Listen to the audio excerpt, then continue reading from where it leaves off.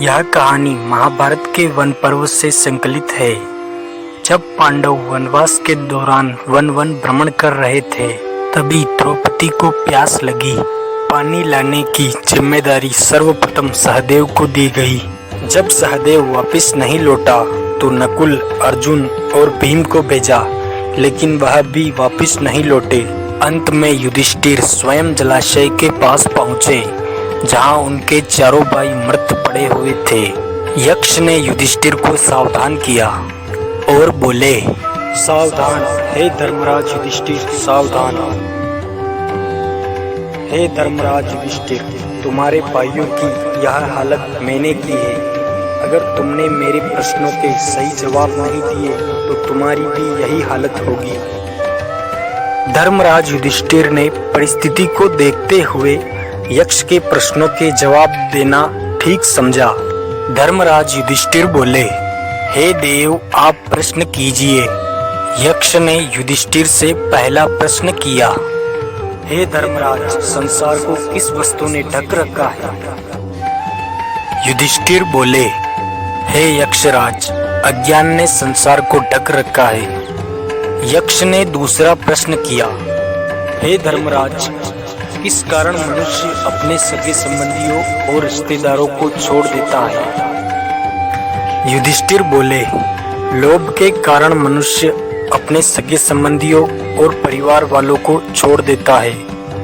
यक्ष ने तीसरा प्रश्न किया और बोले, हे राजन, ज्ञान किसे कहते हैं?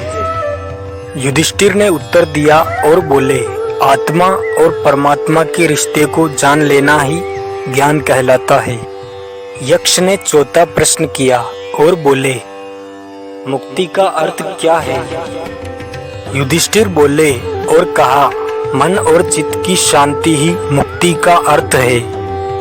हे धर्मराज, दया क्या है? धर्मराज बोले और कहा, प्राणी मात्र के लिए सुख की कामना करना ही दया है। हे धर्मराज, मनुष्य का पहला शत्रु कौन है? युधिष्ठिर बोले, क्रोध ही मनुष्य का पहला शत्रु है। हे धर्मराज, संसार में साधु व्यक्ति कौन है? युधिष्ठिर बोले, प्राणी मात्र के लिए सेवा की भाव रखने वाला व्यक्ति ही साधु कहलाता है। स्थिरता की परिभाषा क्या है? अपने धर्म पर दृढ़ रहना ही स्थिरता की परिभाषा है। मनुष्य का सच्चा स्नान कौन सा है?